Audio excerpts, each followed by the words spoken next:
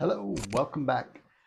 You may have noticed in the last video the sound was a little strange because uh, the whole production staff just had to be fired. And the sad part is I am the production staff. So I think there was a small problem. If you didn't notice it, don't worry about it. Let it go. We'll pretend like it never happened. But we're in Exodus chapter 4. You are going through the Bible and learning what God actually said versus what you may have been told or thought. So we're reading from the complete Jewish Bible, and I would recommend you share and comment and tell people about this. We're on YouTube. We're about to be on Facebook. Probably by the time you see this, we'll be on Facebook uh, and Spotify, Apple Podcast. Uh, Everywhere where you can get a podcast, you should be able to get this. So join and keep moving right along with us. We're in chapter 4. We're going to read from the complete Jewish Bible. If this is your first video, this is going to sound a little strange, but translations matter. And I can prove that in the first verse on chapter 4. So the first verse in the New Living Translation says, "But Moses protested again. What if they don't believe me or listen to me? What if they say, 'The Lord never appeared to you'?" Two questions. In the complete Jewish Bible, it says this: Moshe replied, "But I am certain they won't believe me and they won't listen to what I say, because they'll say Adonai didn't appear to you." So he's not questioning whether they can do that. He's saying absolutely this is what they're going to happen, what's going to happen. We do the same thing. It's like, I know that's not going to work. I know he's going to say no. I know she's never going to do that. We are certain that God is limited, but he's not. And he's going to show Moses why, or that he's definitely not limited in chapter 4. So let's go. So Moshe replied, "But I'm certain they won't believe me and they won't listen to what I say, because they'll say, 'Adonai did not appear to you.'" Adonai answered him, "What is in your hand?" And he said, "A staff." He said, "Throw it on the ground." And he threw it on the ground, and it turned into a snake. And Moshe recoiled from it. Then Adonai said to Moshe, "Put your hand out and take it by the tail." He reached out with his hand and took hold of it, and became a staff in his hand. This is so that they will believe that Adonai, the God of their fathers, the God of Abraham, the God of Isaac, and the God of Jacob, has appeared to you. Furthermore, Adonai said to him, "Now put your hand inside your coat." He put his hand in his coat, and when he took it out, his hand was leprous, as white as snow. And that's not a right translation either, but it was like leprosy. But it wasn't leprosy, it was zerat. But we'll get into that too. Uh, Now put your hand back in your coat. He put his hand back in his coat, and when he took it out, it was as healthy as the rest of his body. If they won't believe you or heed the evidence of the first sign, then they will be convinced by the second. But if they aren't persuaded even by both these signs and still won't listen to you, do what you say, or still won't listen to what you say, then take some water from the river, pour it on the ground. The water you take from the river will turn to blood on the dry land. Moshe said to Adonai, "Oh Adonai, I am a terrible speaker. I've always been, and I'm no better now, even after you've spoken to your servant. My words come slowly, my tongue moves slowly." Do we do that? God, I'm not able to do this. This is way over my head.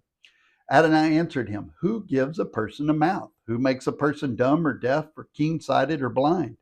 Isn't it I, Adonai? Now therefore go, and I will be with your mouth, and I will teach you what to say."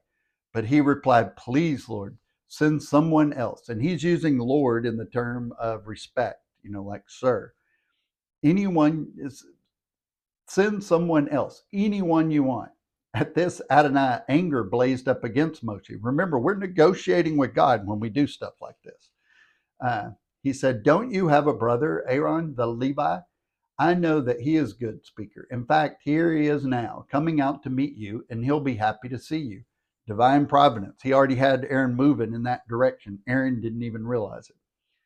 "So you will speak to him and put the words in his mouth, and I will be your mouth and his, teaching you both what to do.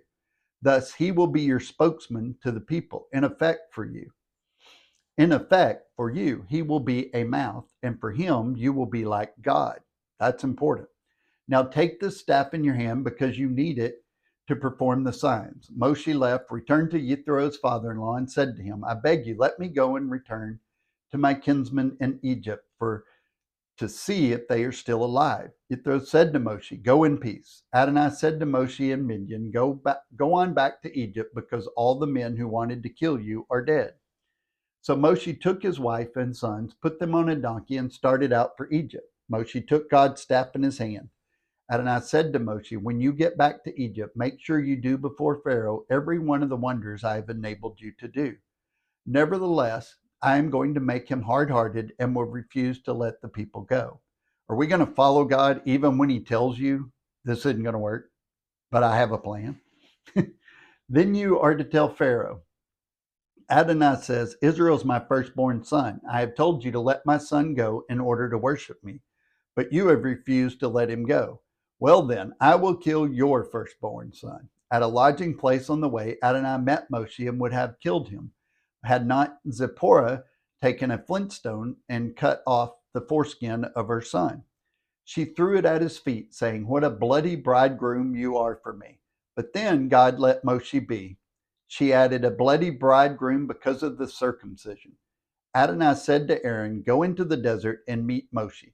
He went, met him at the mountain of God, and kissed him. Moshe told him everything Adonai had said in sending him, including all the signs he had ordered him to perform. Then Moshe and Aaron went and gathered all the leaders of the people of Israel.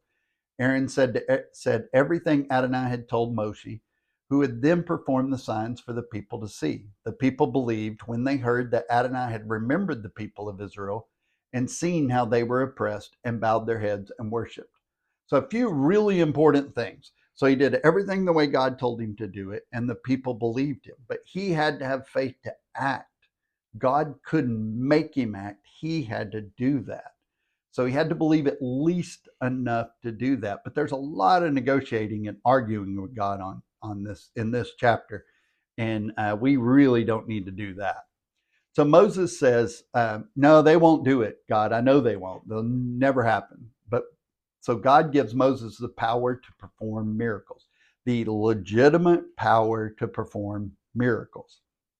So this is the same stuff we struggle with. Whatever power we have is not our power, it's God in us. So when they say, hey, Brandon, can you do miracles? No, but God can do a miracle through me, and he has. He's moved people, spoke to people, changed people through words he's put in my mouth. I wasn't smart enough to come up with. So the serpent was the Egyptian symbol for royal power and authority.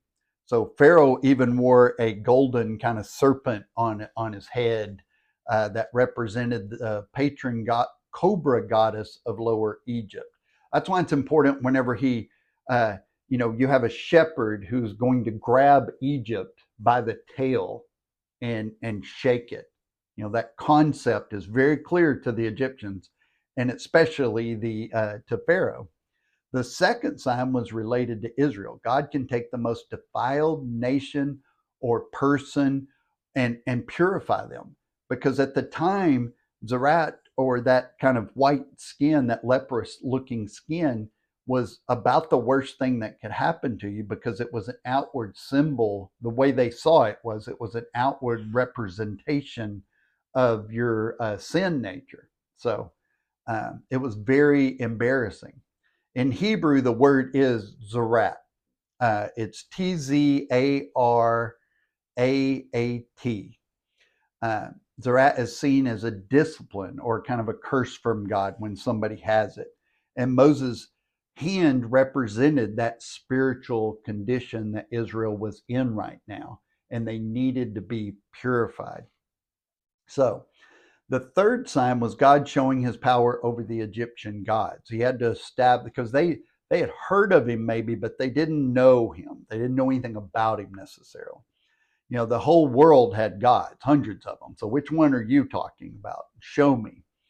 And also Israel was considered God poor because they only have one God. There are still in certain parts of the world, like in Hindu and stuff like that, they think that Christians are just silly because we have one God. And it's like they have a lot of gods for everything. Israel was considered, oh, I'm sorry, this was not considered an advantage to have one God. That doesn't make you look important or powerful if you only have one God. So it took a long time for Israel to comprehend that there was only one God. Because remember, for at least 200 or 300 of those 400 years, they had lived among it and just been exposed to it on a constant basis. So they had no reason to think there was really just one supreme God. And tradition is that they had forgotten how to speak Hebrew too. So they don't speak it well because they had been gone so long. And some think that he no longer spoke Egyptian well enough to talk to the king. That's one of the things he's worried about. But he also had little to no idea who God was either. This was his first exposure really to God. So but God begins with the simplest thing, like who gives someone a mouth? Well, I built that. I can control it too. I can give it or take it away. So how was God going to be there for Moses? Remember, this was a question on his heart because gods were very territorial. They didn't go other places. The God of Texas stayed right in Texas. He didn't go over to the other places. That's just the way they saw it. Their thinking is what matters because this is being written to them under that context. And so that's really important for us to understand how they saw it, not whether that was right or not, but just what they believed. So in Exodus 3:14, God answers Moses' question by saying, I am that I am. Equally as correct would be, I will be there, however I will be there. I don't need you to understand it, just know I'll be there. Like a lot of us when we were younger, somehow our mothers had this ability to be everywhere and know everything. We didn't understand it, but it happened. And we just had to live that way. I don't know about you, but that's the way I grew up anyway. So God has already visited Aaron. This is the divine providence that we talked about earlier, and he's already on his way to meet Moses. And this is usually where I get pushback from church people, because God is setting up a pattern that helps us see Christ in the New Testament. And so usually if I'm teaching and it's a bunch of seasoned Christians, they go, oh, hold up. But God tells Moses that whatever Moses speaks carries the same authority as God himself. He will make him like God. So when he says something, it's taken as from God. That's exactly what we have in Yeshua the Messiah. He speaks for God. Anything he says and does has the full authority of God. And he wasn't God, but God gave him that ability. He did the same thing for Moses. He could speak and do whatever God gave him the power to do. And you think, well, how's that even possible? Well, guess what? He gave that same power to you. We just don't utilize it because we don't really know it exists. And we don't really believe God gave it to us sometimes. But God saw Moses as special. He could work miracles and he spoke as God. No wonder he didn't want the job. I don't want to speak as God, but since I took the job, I accepted Christ and became one of his disciples and agreed to speak for God. I need to take that seriously. So if you're a Christian, if you follow God, you've agreed to speak for God. You need to take that seriously. I'm not saying you're Moses. I'm not saying you're Jesus. Don't go there. But he did see Moses as special. He sees you as special. Yahweh says it's safe for Moses to go back. This tells us in Moses' mind, Egypt was still a danger. He was still scared, and God was doing this to reassure him. So he loads up his family, his wife, and his 2 sons. And then in verse 21, we get where God says that Pharaoh, he's going to harden Pharaoh's heart.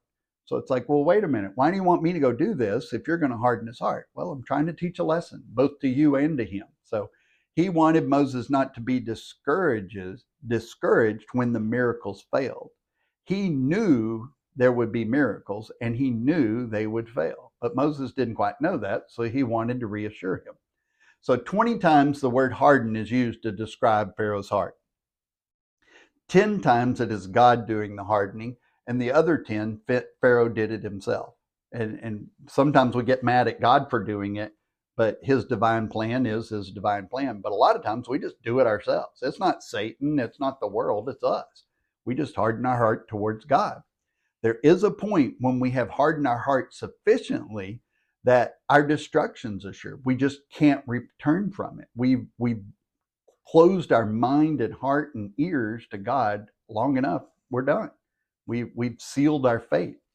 God won't give up on you, but he will allow you to give up on him. And that's Pharaoh's situation. So at times it is to use that individual who has determined to die resisting God's will and mercy for a purpose that God will show later on to get his glory and to further his kingdom. So we may not understand it sometimes, but he will use that as a way to do things. So each time we dismiss God, we are saying, not yet, hold on. Our hearts are hardening to God's Spirit every time we resist him or say, well, that's just too tough. I don't think God really cares about that. So until almost unnoticed by us, our rejection becomes complete. We've completely shut ourselves off from God. And really hear my heart here. This is not about you going to church or not going to church. It's about you being open to the Spirit of God speaking into your heart. So you may be surrounded by God. You may be surrounded by church people and good things in God's word, but are you listening? The Shema, look it up, Shema. The Shema prayer is, "Oh, hear Israel." Listen and obey. It's really important that we hear God's word, God's Spirit. So I know I go off on these tangents, but God tells Moses to advise Pharaoh that God sees Israel as his firstborn. Pharaoh would have understood what Moses is saying because firstborns meant everything in this culture. So who was it? Who was to be the secondborn? It's what we now call the church, Gentiles. If Israel, the Hebrew people, are his firstborn, the next one that he includes is Gentiles. So in verse 23, where Yahweh says, but you have refused to set him, meaning Israel, free, so then I will kill your firstborn. Moses is to explain that Israel is the firstborn of God, and after Pharaoh refuses, Moses is to threaten with death the Pharaoh's firstborn, the heir to the throne of Egypt. I don't know how many kings or leaders you've spoken to, but that doesn't go over very well. So now the journey to Egypt begins, and his wife Zipporah is in a bad mood. And this is one of those moments that doesn't make a whole lot of sense if you don't understand the concept of what's going on. So the tradition is that Moses knew he was to circumcise his son. God had been very clear about that. But Zipporah wouldn't let him because once he circumcised them, they identified with this slave people in Egypt. So no mother or father, for that matter, really wants their kids to be identified as part of a slave culture and a slave culture that only has one God. They were God poor and they were slaves. Who wants to join that team, you know? So Moses wasn't really a strong man either. You know, we think because he's in the Bible, he must have been a perfect man, but that's only Jesus. Moses wasn't really that strong. He wasn't leading his family. So Zipporah was mad at Moses because he had chosen this God of slaves that was only one God, and this God demanded circumcision. So you couldn't pretend to be part of the Hebrews. You had to make that actual commitment. So, you know, it was kind of like, well, if you don't like your gods, just get some new ones. These gods aren't that good. The Hebrew God, like, who wants that one? So it was Zipporah that did the circumcision. The act of circumcision is called a Brit Milah, meaning cut a covenant. It is a literal cut. And circumcision is part of the requirement to enter the community of Hebrews. God sets the rules, not me. But the idea of removing the foreskin is that a piece of flesh, part of the corrupted body, must be removed, separated, and die. The usual Hebrew procedure is that the foreskin is buried. So When the New Testament speaks of dying to the flesh, it is with circumcision in mind. That's what they're talking about. So with Passover, every person who did not accept the offer of redemption are correct. They're cut off. Karet. It was cut off from God. If you didn't accept his redemption, then you were cut off. There was a moment when Jesus, the man in his flesh, was correct. He was spiritually cut off, correct, from the Father. When he cries out, "Why have you abandoned me?" He had been cut off away from the Father. That relationship had been broken for a period. So verse 27 happens before Moses began his journey to Egypt. That's just the way the Bible's written and the way it's put together. So Moses and his family leave, and the journey takes them towards the mountain of God. So when you're reading that and some of the sequence doesn't quite work, that's why. And he runs into Egypt and or into Aaron, and then they go to Egypt. It's about 200 miles to get there.